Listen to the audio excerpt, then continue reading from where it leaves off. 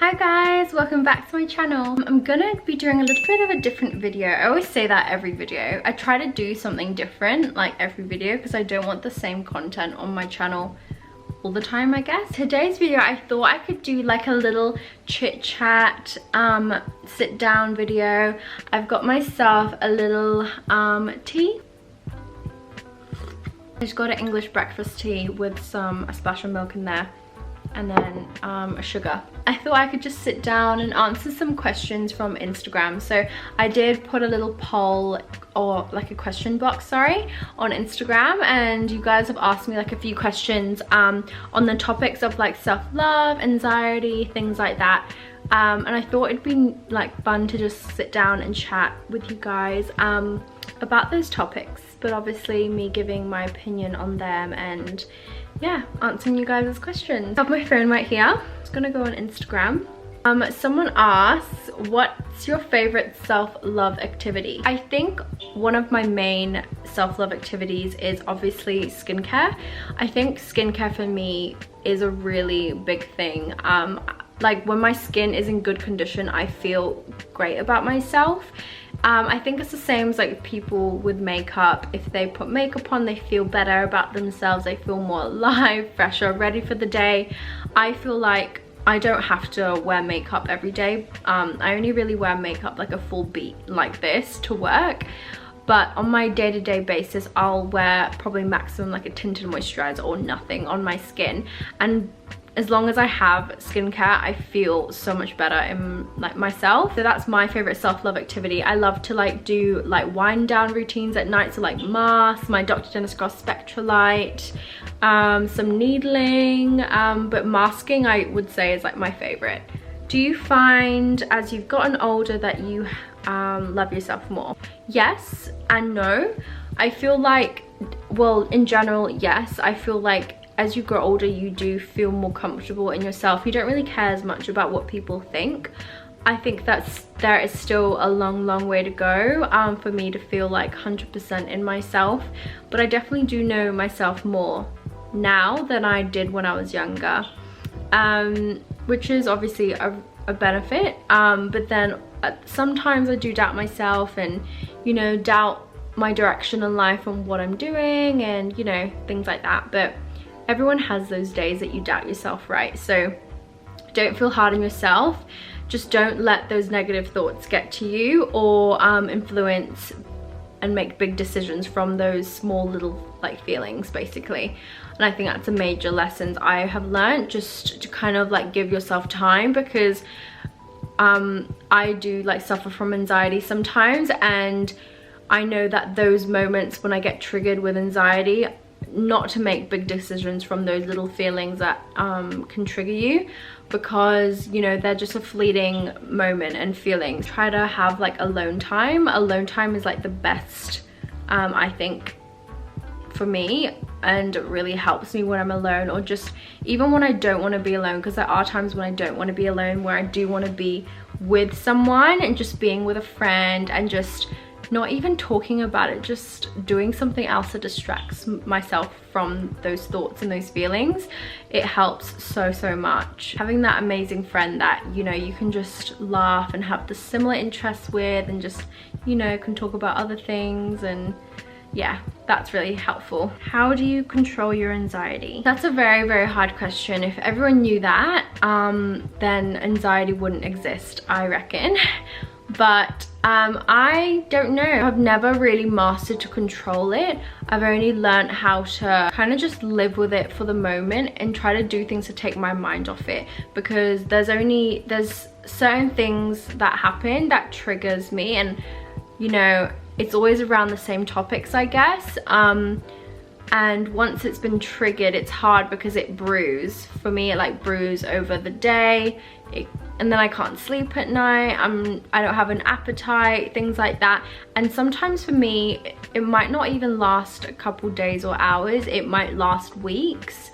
It just really depends. But I find when I do have it, and I have like a lot of anxious thoughts, and you know, that kind of, I have like this butterfly feeling in my tummy, but like a nervous feeling. That's what my anxiety to me feels like. and like once it's triggered, it kind of lingers for a while, but I do just try to take my mind off it. So I do things like my YouTube, watch Netflix, spend time with my friends, partner, things like that, and it just helps so much, so much when you can just distract yourself from it and think of everything else other than those negative things that, you know, are coming about in your head. You have to be really conscious about what you're telling yourself and what you're feeding yourself every day, because it's the same as, like, you know, who you hang out with and things like that. If it's always like negative, then you want to steer away from that. You want to keep everything positive in your life, all your conversations, your thoughts, your friends, your job, everything. If things start getting negative, it just becomes a ball of negativity, and then it's hard to get out of. So you don't want to get in that rut. That wasn't like the question. I kind of like went off topic, but you know what I mean. How do you stay positive? So I'm actually not positive at all majority of the time. It is something that I'm working on every day. I don't actually think I'm really, like, yes, maybe when people see me like in person, I'm very like, I just, you know, I act positive and yeah. I don't know. I don't think I am though, mentally. I think that definitely people can protrude an outer kind of you know, illusion that they might be positive, and that is yeah, I mean, there's nothing wrong with that. That's what I try to do. But I think that in general, because I do suffer with like anxiety and things like that, it's really hard to stay positive in that positive mindset. I think, again, I just distract myself and do things that make me happy, so that I can kind of take my mind off of those negative thoughts. And it could be hard, especially if you're on your own. Do not be left alone, I guess, when you're in that negative rut, because sometimes being on your own, it can just spiral and you can just think the worst of yourself in those situations. So definitely surround yourself with people that are supportive and positive and can take your mind off it. And yeah, what is your favorite self-love tip?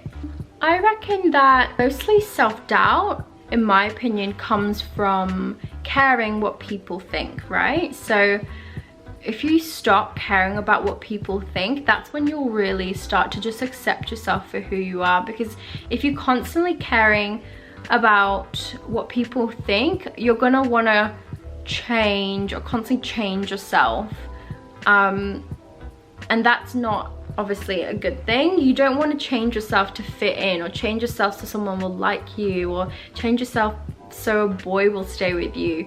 You don't want that. You want someone to love you for you. And when you stop caring about what people think, that guy that, you know, keeps saying, oh, like, I don't like this, like, about you, and wants you to change that, you're just going to be like, well, if you don't like it, then there's the door. Do you know what I mean? So you want to love yourself completely, because when you ooze that into the universe, you will attract something so amazing that will just love you for you. Obviously, before that, you want to love yourself for you before you attract someone that will love you for you.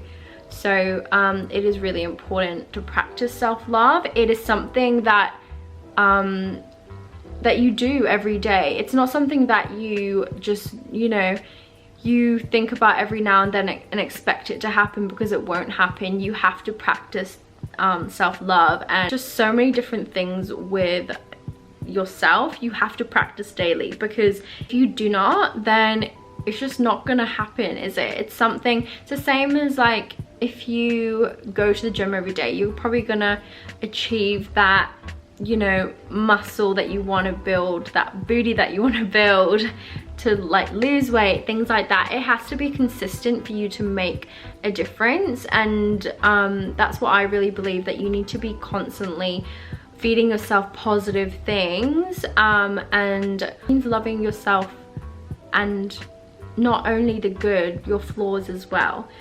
It's the same as, like, you know, if you love someone unconditionally, you love them, their good and their bad, right? So it's the same as you loving yourself. You love yourself for the good and bad, not just for the good. A little sip of my tea. Tea is so good. I always crave tea. My favorite tea is green tea. This is like a treat for me to have like milky tea, because I don't personally love milky teas. I love just like green tea, you know, just like teas without milk normally. I think that when I was younger, I never really cared too much about what I looked like. So I never really was conscious as a child in a way. I only started to be like that when I was probably like 17, 18 is when I started to be more involved with what I looked like, and that's when I started to be more self-conscious and compared myself to other girls and things like that. I never really struggled with that when I was really young. It probably started when I started, you know, caring about what I looked like.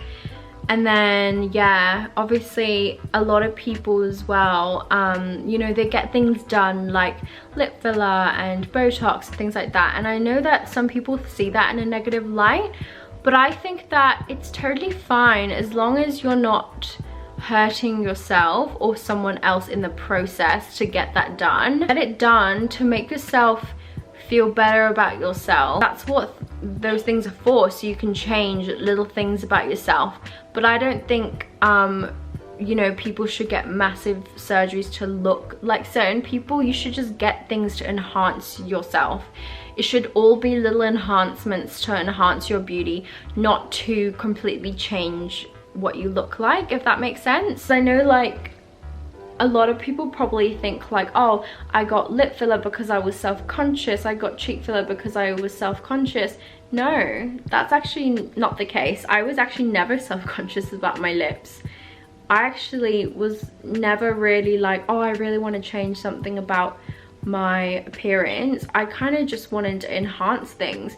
And the only reason why I got lip filler is because, to be honest, everyone was getting it, and I was like, you know what, I want to try it and see if it would suit me. I was never self-conscious about my lips. I just wanted to try it, and I actually really like it. And now that I've got it done, I noticed that it does fill out this part of my face. So my lips were quite thin before, so it made this area look really bare in a way.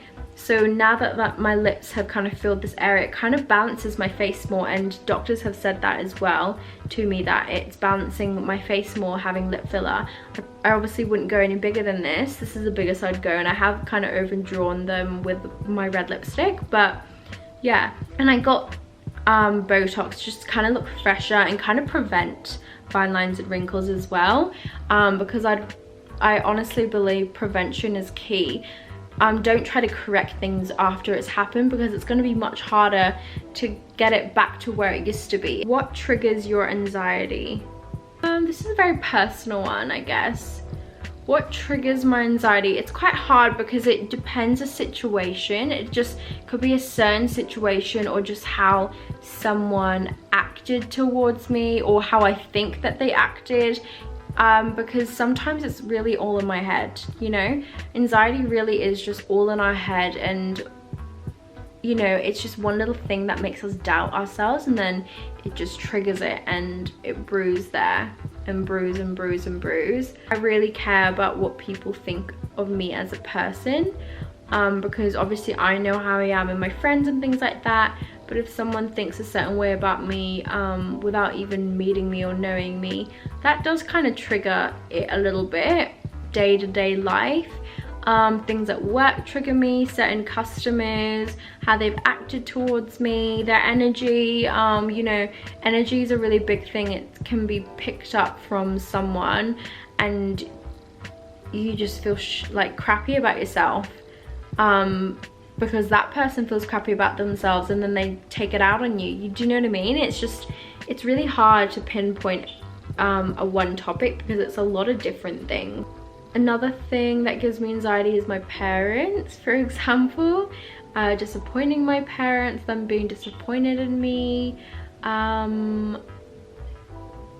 Like getting in trouble by my parents. I don't obviously get in trouble as an adult, but as a child I used to get in trouble, and thinking I was gonna get in trouble would give me anxiety, basically. But yeah, thank you so much for watching, guys. That's all for my video today. I hope you liked the style of video. If you like these advice videos, please let me know. I would love to do more if you guys like this type of content. Thank you so much for watching, guys, and I'll see you in my next video. Bye.